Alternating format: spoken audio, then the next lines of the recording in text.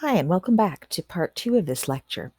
Now, before I jump into the Fort McMurray example, I just want to talk for a moment about the distribution of gendered income gaps within the sort of broad overview of the Canadian workforce, because they're not evenly distributed. It's not like everywhere you go, a woman is going to earn 88% of what a man earns.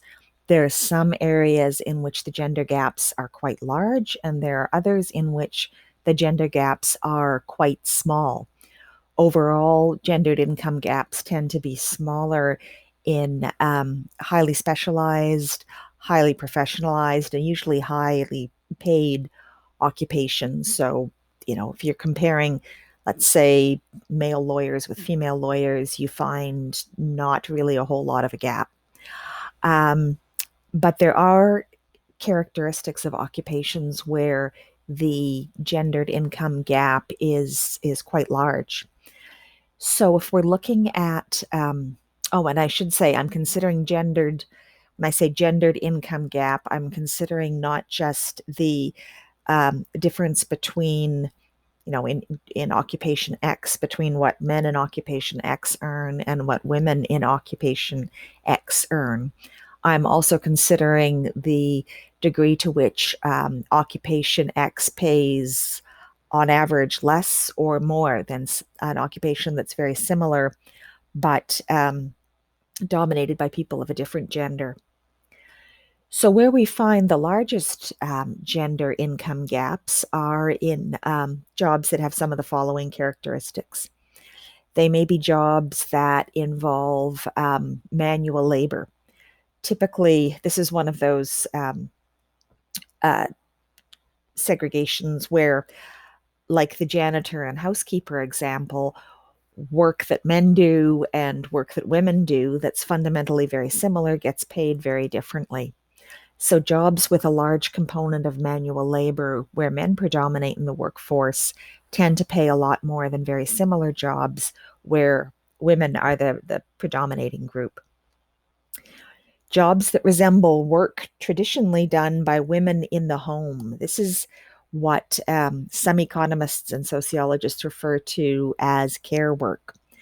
And it's a fascinating little, well, not little, fascinating, uh, significant and wide-reaching phenomenon that the more an occupation resembles the work that wives and mothers have traditionally done in homes without being paid, the more devalued that occupation is going to be.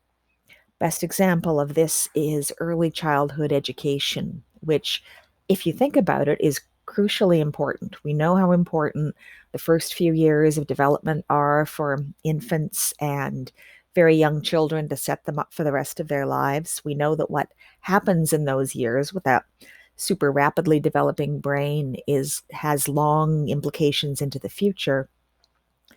Yet the people who work with these very young children are paid abysmally badly. They're paid less than, people who fix washing machines or who groom pets or other things which are not nearly as important to the future.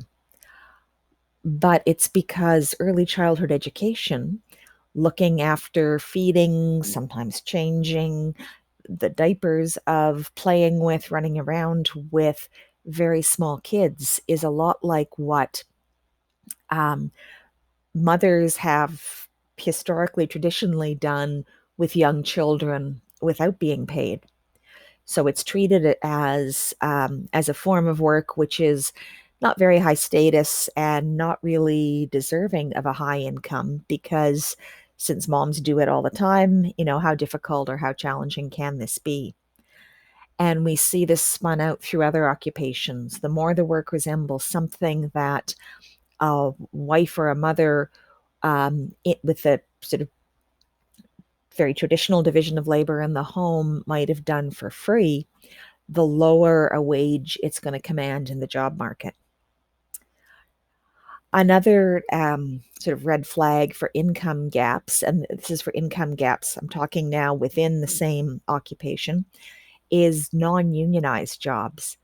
unions are actually a great thing for gender equity because workplaces which are unionized usually have a fairly clear, explicit, objective grid that shows what work is done at what level, who gets compensated, or what work gets compensated in what way. Here's the step to the next level, and so forth, which is really helpful for eliminating some of the arbitrary and discriminatory decisions that are made that end up with women being compensated or being paid less than men. So unionized jobs tend to have smaller pay gaps. This is also why public sector jobs, which are more likely than the private sector to be unionized, um, typically have better gender pay equity within the occupations than the same occupation being done in a non-unionized setting. So public sector work, because it's likely to be unionized, is quite beneficial in terms of gender equality. Boom and bust sectors, and here this is our segue into Alberta, sectors of the economy which tend to go really big and then contract, then go really big and then contract, such as resource extraction related jobs. Um, because the demand for labor fluctuates so much, and when the demand is strong, it's really strong. Uh, these occupations tend to be not so great in terms of gender equity. And resource extraction, whether that's coal or oil or gas or mining, are in fact notorious for having some of the biggest discrepancies between men and women, in that you find men clustered in the higher paying jobs and you find women, even within the same broad sector, down in the lower paying jobs. So, in terms of gender equity, sectors that are more sort of smooth and continuous over time, fewer great rises and fewer great crashes, tend to produce more equitable results. So, now let's take a look at getting pretty close to home at what has been going on historically in Fort McMurray. And what I'm talking about now may no longer be the case in a year, 2 years, 3 or 4 years, because we really don't know what the oil and gas sector of the economy is going to do in Alberta. We don't know where it's going to go. So the information I've got here pertains to a resource extraction sector when it's kind of on the upswing, when you're sort of heading towards a boom and there's lots of money out there for the taking. I'm speaking about Fort McMurray, but this is generalizable to resource extraction based economies or societies more broadly. So let's take a look. Here from 2011, and I have to thank the two colleagues who pulled this together. This was part of a research project that was done with Sarah Doro, or by Sarah Doro and Marcela Casiano. The average annual income by gender in the Wood Buffalo municipality, which is where Fort McMurray is, was a sort of exaggeration of what was going on in Alberta and Canada at the time.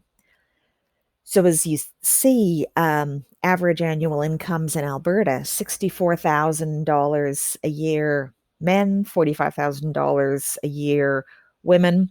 That's, I should say parenthetically, that's a larger gap than you would find right now, because 2011 was a boom year when things are on the upswing and when gender inequities tend to get widened. Upswings, booms benefit male workers, male employees, wage earners more than they do female.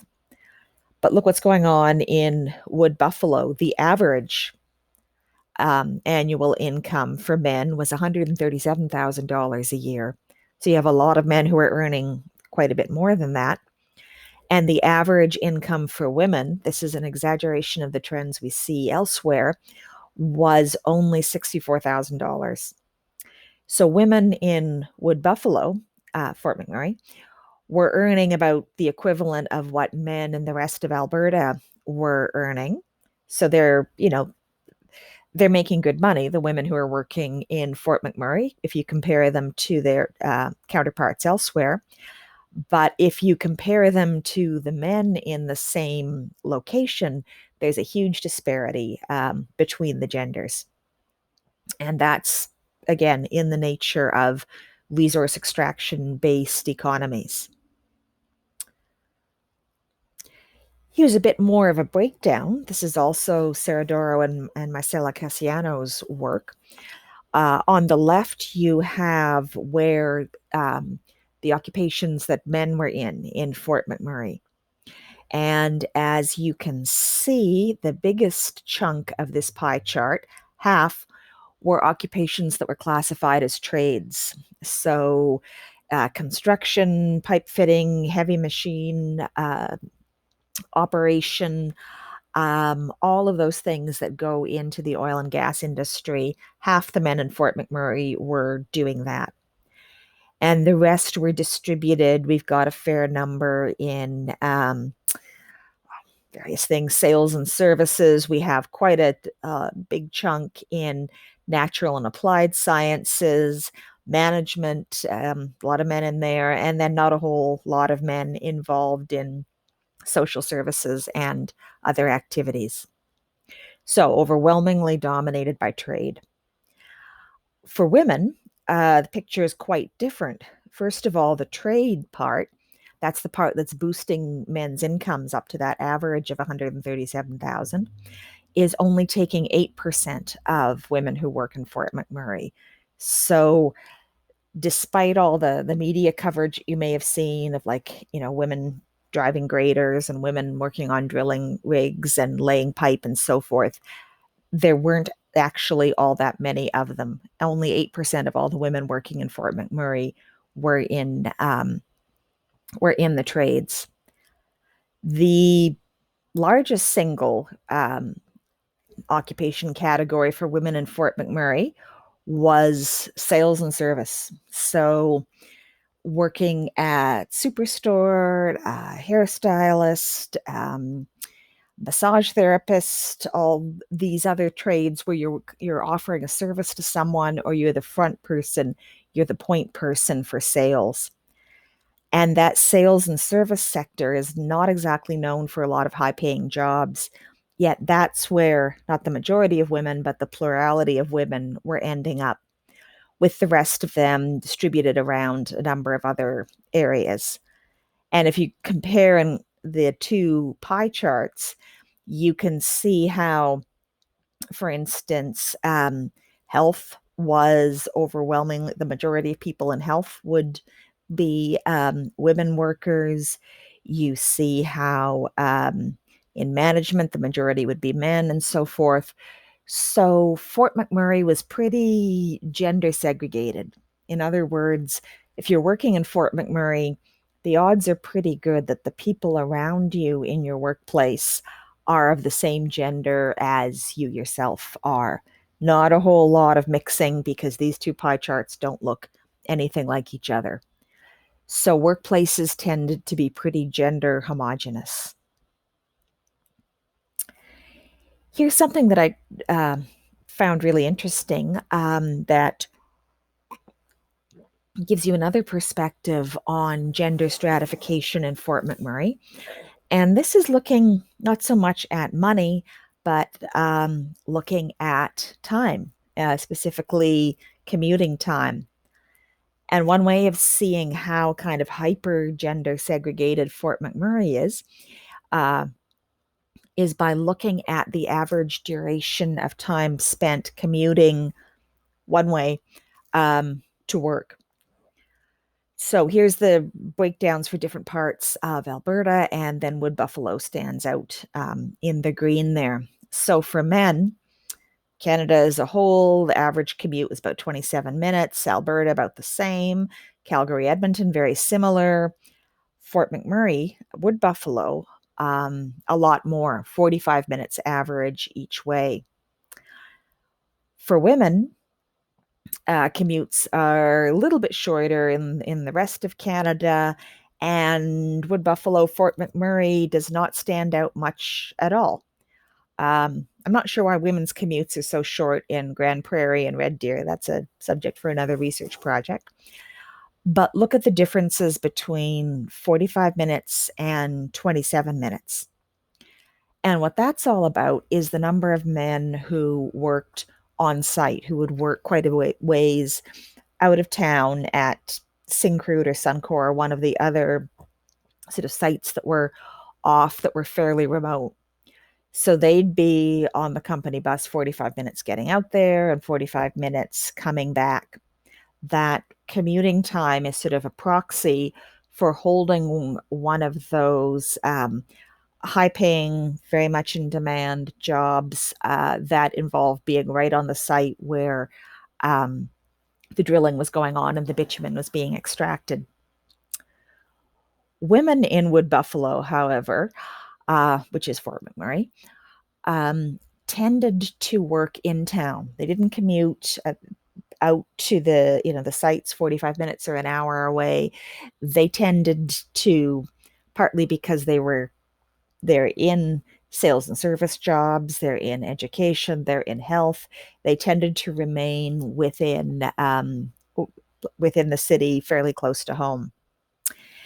Here's a quote from a woman who was residing up there, who, and this kind of gives you a sense of how these gender inequalities can evolve over time.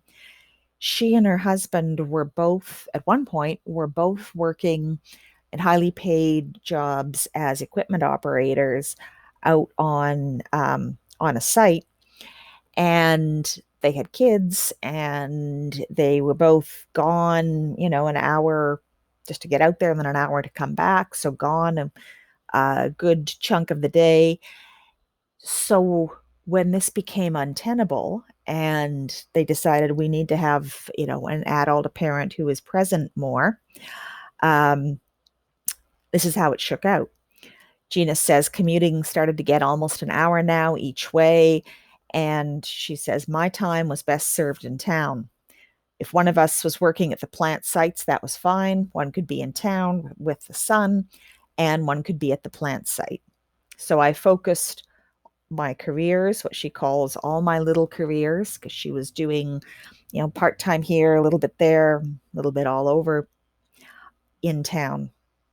So we have the gender division of labor within a household influences or predicts or transforms into gender inequities in terms of paid work. As I'm told by Sarah and Marcella, this was pretty typical, as women focused on generally lower paying service sector or social services sector jobs so that they could remain within town, within Fort McMurray, in order to care for children, in order to look after the house, while the men did not make those changes and the men continued to go out to work on site. So lots of different things going in here that come together to create this sort of exaggerated or extreme version of the gender discrepancies in paid work that we see elsewhere in Canada. So now I want to talk about a couple of concepts that economists and sociologists have used to understand how it is that women's paid work is not as well paid, that they don't make out as well economically from employment as men do, even as education and many other things are changing towards, closer to parity or equality between men and women. And the first is the notion of, it's a form of occupational segregation, the notion of the pink collar ghetto. And the pink collar ghetto refers to those jobs, that section of the labor market, is made up of low-paying, low-status jobs, typically with a predominance of women. And we've already talked about how jobs with a predominance of women tend to uh, pay less, all other things being equal, than jobs with a predominance of men. They're characterized also by a flat career ladder. If you're, let's say, a cashier in Superstore, there aren't that many rungs on your occupational ladder. You might become the head cashier, you might become a shift leader, but there's not a whole lot of steps or progression upwards. You can be working as a cashier for years and not, you know, there's not a lot of upward mobility within your occupation.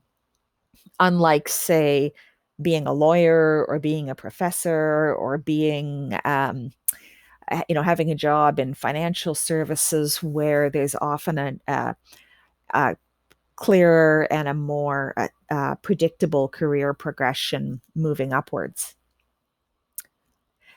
Pink collar ghetto jobs have also been described as jobs where you're a facilitator for others. And what that means is that the work of the job is really concentrated in creating a better experience for the customer, the client, the person you're serving. So think of, for instance, being a flight attendant. That's a job where your work is a facilitator for others. A lot of sales jobs are like that, especially if you're working in a place that insists that you refer to the customers as guests. You know that what your job there is to be a host or hostess, to make the customer feel comfortable, to facilitate a positive experience for that person. So you contrast that with, say, a trades job or a research job in the sciences, where facilitating other people's positive experiences is really not, it's not in the job description, it's not part of the work. We've talked already about the way that jobs which resemble the work that women historically have done in the home without being paid are undervalued. Another way of naming that phenomenon is the care penalty. If your job involves caring for other people, even if it's highly skilled and you require a lot of specialized knowledge to do it, you're going to be, well, you're likely to be paid on average less than someone whose job does not have an element of taking care of other people. So that's often referred to as the care penalty. In the pink collar ghetto, these jobs often have limited or non-existent benefits. So you may not have a lot in the way of paid sick leave or paid pharmaceutical coverage or other things. You get your paycheck and that's about it. Pink collar ghetto jobs tend to be easy in, easy out. You don't need a lot of training and preparation for this specific job to begin. You can start up, but they're also jobs that people exit and people walk away from all the time. So these would be things, examples of such jobs would be, I've mentioned, like being a cashier at Superstore, working in a food court, running a day home, being an assistant to somebody in a beauty salon, or maybe being the beautician yourself. These are things that these are jobs that see a fair bit of turnover. People enter them and they exit them, or they enter a job. Let's say, we'll stick with the cashier thing. Being a cashier at Superstore here, they find out that Canadian Tire is on the other side of the river, is paying more. They switch to that, to doing the work over there. They step in, they step out. Maybe let's say a pandemic comes along and the kids are home from school. You exit your cashier job and you haven't invested a lot in that job. So walking away from it, in theory, is not that hard. So ease of entry and exit and frequent entries and exits also shape the pink collar ghetto. And finally, these are off jobs that can often be done part-time, picking up a few hours a week, 6 hours here, 12 hours there, a shift here, a shift there. These are not jobs which are full-time or nothing. If you're, let's say, a non-pink collar example, if you're a brain surgeon, you're unlikely to be a part-time brain surgeon who does, a few shifts at this hospital, then you go to the Meta Center and, fix a few more people's brains and so forth. But if you are, let's say, a pet groomer, you may be picking up, odd hours here and there. A barista working in a coffee shop, that would be another example where part-time is a distinct possibility. And this is where female employees or female workers tend to cluster for a whole variety of reasons. But one of the reasons is because these jobs, although they don't pay well, there's not much advancement, very few benefits, because they're easy to enter and exit because of the part-time thing, they can be made to synchronize with unpaid care work in the home. I can still recall at one point going, just a number of years ago, it was at a superstore. I just noticed tacked up on the bulletin board, they were advertising for employees wanted, and they were offering, in quotes, mom shifts. So starting at 10 in the morning, going until 2. You can get the kids off to school, go into work for a few hours, and be home when the kids come back from school. And that's just classic pink collar ghetto stuff, so that you can synchronize this work with the unpaid work that you do. Here is a breakdown from the most recent census on the most common occupations for men and for women. And occupations that are considered to have these pink collar characteristics are in pink. So if we look at the 10 most common occupations for women, we see that the majority of them fit this pink collar ghetto description. Retail sales, cashiers, administrative assistants, kitchen helpers, nurse aides, orderlies, general office workers, early childhood educators. They all have some characteristics in common. When we look at the 10 most common occupations for men, we see that men are not concentrated in this facilitator for others, low income, low prestige professions. They're concentrated on things that pay more. Only 2 of the top 10 occupations for men in 2016 fit the profile of these pink collar ghetto jobs. So we have some real gender concentration within the Canadian workforce where women are concentrated in precarious, often part-time, insecure, and not very well-paying jobs. And men, although men are not free of, they're not like exempted from ever having a low-paying or a part-time or an insecure job, but they aren't concentrated in those areas to nearly the same degree. In that list of top 10 occupations, only retail salespersons and food counter attendants appear in the men's list compared to a whole slew of things in the women's list. And this brings us to the concept of the motherhood penalty. Now, up to now, I've been talking about male-female gaps, gender gaps. But if we break it down, that it's actually not so much a gender gap as it is a, oops, my slides are out of order. Let's move on. Here we go. As it is a gender and parenting gap. So without like throwing a whole lot of charts and graphs at you, what we know is that the gender gap is primarily a female parent and everybody else gap.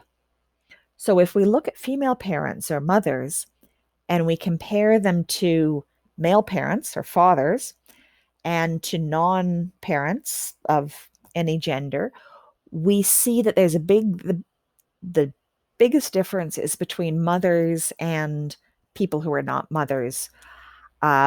That's where the difference between women and men really resides. For example, we know that compared to people who are not mothers, people who are mothers experience higher rates of job change, often coinciding with the growth of a child. When the child is preschool aged, when the kid goes to school, when the kid moves on to junior high, often jobs change at that time. Mothers are much more likely to work part-time compared to people that are not mothers, which of course is going to end up with lower income. This entry and exit of the workforce thing that I talked about a few minutes ago is more common with mothers than non-mothers, and also more common as a way to accommodate not only the care needs of children, but also the job trajectories or occupational patterns of male partners. So women, uh, mothers who are already working part-time, are more likely to change their jobs or, leave a job, pick up a job in response to occupational uh, changes going on with their male partners. Moving, the husband moving to take a higher paying job somewhere else is the classic example. And then the wife and the mom just sort of fits her work in there where she can. And what this all adds up to is lifetime earnings are lower. To some extent, mothers who are married are buffered from these outcomes because the household salary may include a male partner's salary. It really, the intensity, I guess, of this lower lifetime earnings and what that means really comes to the fore at 2 points. One is if there's a marital breakdown and the household no longer has two incomes. There are now two households with one income each, and the income of the female-headed household is significantly lower. And the other point in which this really becomes a problem is in old age, where the lifetime of earnings for a man translates into often more contributions to Canada Pension Plan or to a workplace-based pension plan, so more pension income, whereas for women, pension income is often lower, and sometimes it is dependent on a male partner's income. So when the male partner passes away, if the woman is widowed, then she loses that source of income. So marital breakdown and old age post 65, that's when these differences between men's lifetime earnings and women's lifetime earnings really manifest and really show up. Just jumping back for a moment. With respect to lifetime earnings, one of the most popular ways of talking about this in economics is in terms of human capital. That we all have this human capital that we invest into the workforce, and then what we get in the form of wages and income is the sort of return that we get on investing our human capital. And Um, some economists argue that the women, particularly mothers, end up with less human capital that they can invest or they can use to generate a return, generate some income, because of a number of factors. So, one of those factors is a less specialized education. Women are less likely. This is, not getting into parenting and the intersection of gender and parenting. But women are, although they're more likely than men to go on to post-secondary education, they also tend to end up in less specialized areas or areas that convey less in the way of sort of technical skills that translate directly to high-paying jobs. So you see a lot of women in general arts programs. You don't see as many women in engineering. You see a lot of women, if you go to the sort of technical college level, you see a lot of women in very general kind of health support programs, but you don't see a lot of women in welding or electrician programs or pipe fitting or what have you. So less specialized education. And then now we get into the intersection of gender and parenting. Switching of jobs, changing, moving from one place to another, um, impacts human capital because women don't build up seniority in any one place. If you've got a couple of years working as a cashier in 7-Eleven, and then you've got a couple of years working as a cashier at Superstore, and then you're working, helping out in a day home for a few years, it doesn't add up to the kind of seniority that translates to increases in pay or increases in responsibility or climbing, even if it's a flat ladder, climbing a ladder in your job.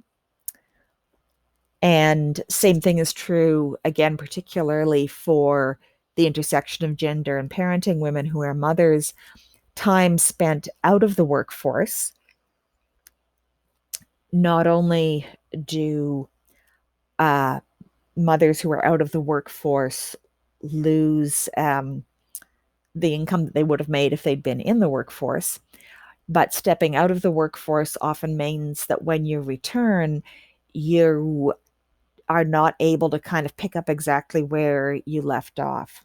You might need to retrain. You might need to kind of begin all over again. You, in other words, lose some of the benefits of working continuously, in terms of being current with the work and the skills needed for the job that you do, and also in terms of seniority within a particular position. So you add that all up, economists say, and women, particularly mothers, um, have acquired less in the way of human capital than people who are not mothers. And over a lifetime, this translates into much lower earnings, much lower financial power compared to people that are not mothers.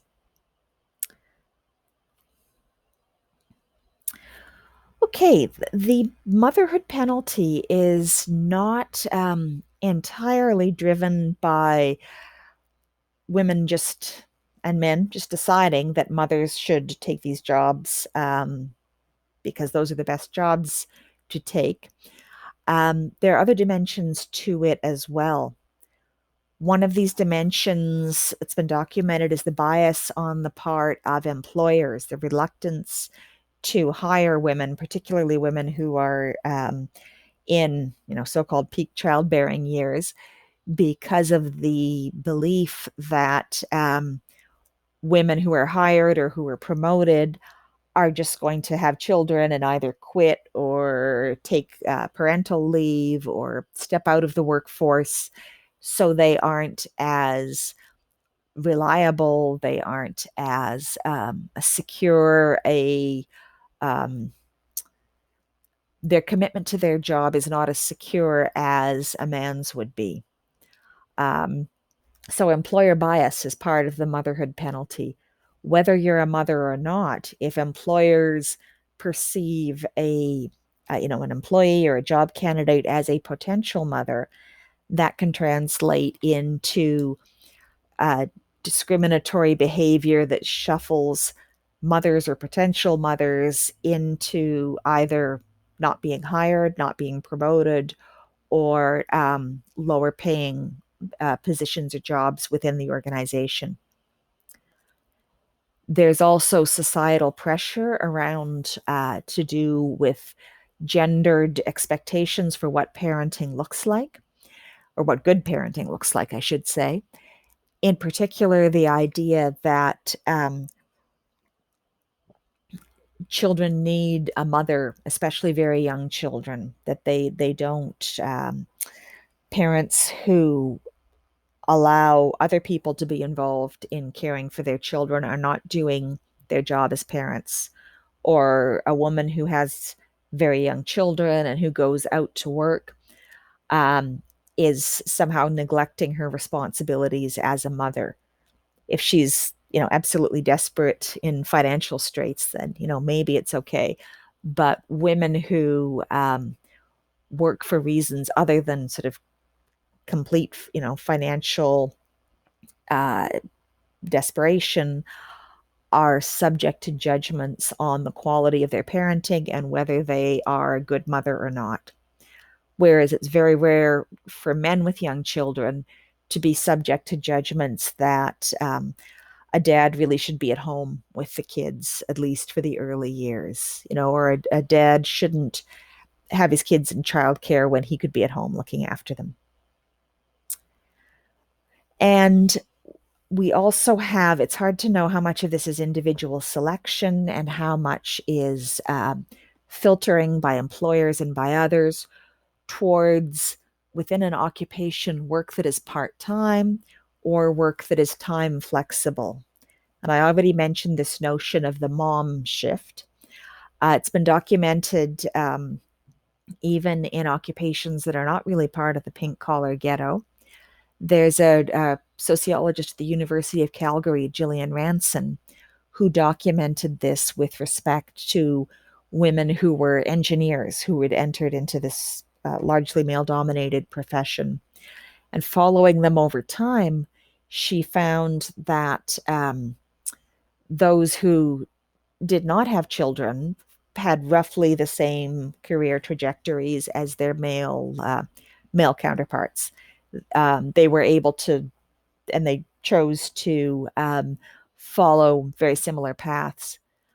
For women who did have children, however, that first pregnancy or the birth of that first child marked a shift towards work that was more time flexible, that they were, where working weekends or working overtime was not going to happen as much. It was more um, fewer demands made on their time. That could go down to part-time. They could step into part-time and then come back to work full-time and then back to part-time again. And that these moves kind of within the organization had the effect of kind of filtering of women with kids, mothers, into trajectories or paths that looked quite different from other people's paths or trajectories. And the difference mainly had to do with time and the flexibility of time. And the reason why this was a significant difference had to do with the women's perceptions that they needed to be more flexible because of the kids. The same was not true of engineers who became fathers. There was no, their career paths or progressions did not differ that much from their non-father peers. Ranson did not observe them moving into positions or jobs where they could be more flexible with time or where there were fewer demands on their time. So this shift that occurred around the birth of the first child was a gendered one and resulted in a sort of gendered filtering of individuals into jobs. So these are all different cultural, interpersonal, and institutional dimensions of the motherhood penalty. What this feeds into is a sort of ongoing cycle, which, although every step of this cycle is completely rational and makes total sense, once you go around this cycle and you aggregate it out to thousands or millions of people, you end up with a big difference between men and women. So the cycle goes something like this: the motherhood penalty cycle.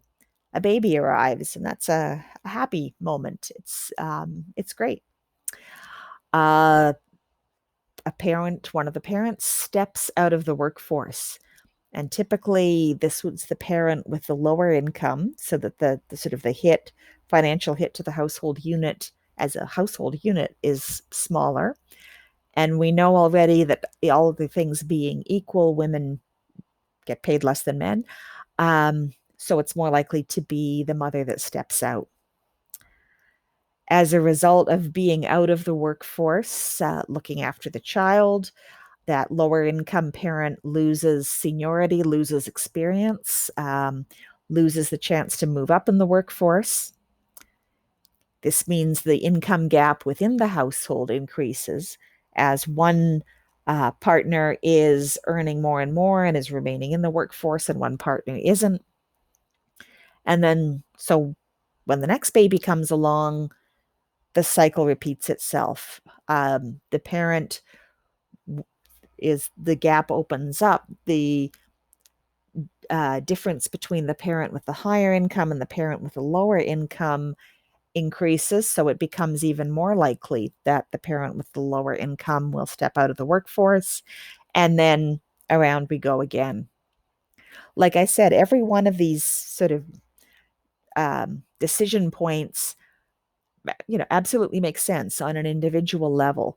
But when they're aggregated, that's when that manifests itself in things like the persistent pay gap between men and women, or the discrepancies between men and women in terms of who's earning a lot of money and who's earning very little money.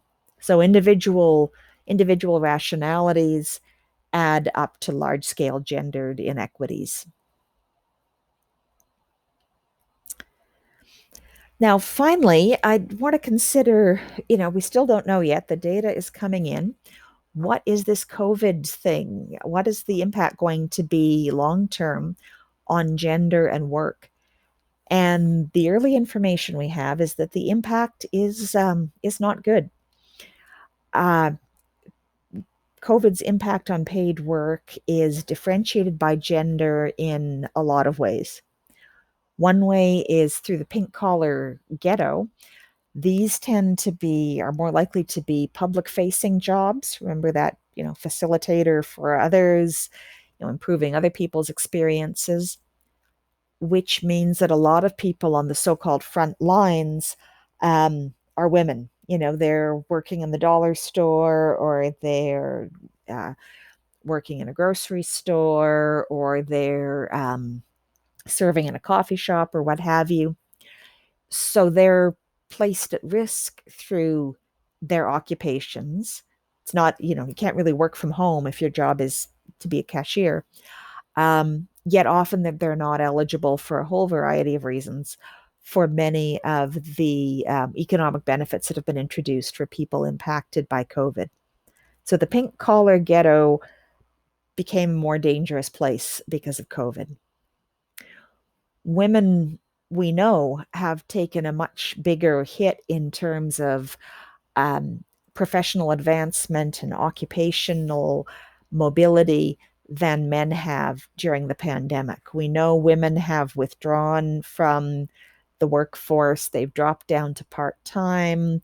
They've left jobs, particularly when schools have been closed, at a much higher rate than men. And a big question is whether, pandemics don't last forever, are for women who left the workforce, or who quit, or who moved to part-time during COVID, will their trajectories in in future years recover, or will they be sort of permanently set back by the experiences during the pandemic? Will the pandemic mark not just sort of a temporary withdrawal from the paid workforce, but a permanent withdrawal or a great deal of difficulty getting back into the workforce? We don't know yet. And finally, there's a lot of talk going around about how work from home, at least in some fields, is going to become the new normal. We're not going to go back to work the same way that we used to, with work being out there and then home is separated, home is here. Um, in a sort of strange way, it's kind of like turning the clock back to pre-industrial revolution divisions of home and work, where that divide was kind of collapsed and work was home and home was work. But we don't know what the gendered implications will be. Are we going to see women more than men remaining in work from home mode, which may translate into doing all the housework and the unpaid work as well as doing your paid work from home? Are we going to see, if men and women are both working from home, are men going to be sharing the unpaid work equally with women? Are certain jobs or occupations going to turn into primarily home-based ones? And if so, what are the implications? That all remains to be seen. But these are some of the trends which economists and sociologists are tracking in terms of COVID's gendered impact on paid work. And that's what we've got for this week. So I hope you learned something. Hope you found something interesting here. And I'll talk to you again next week.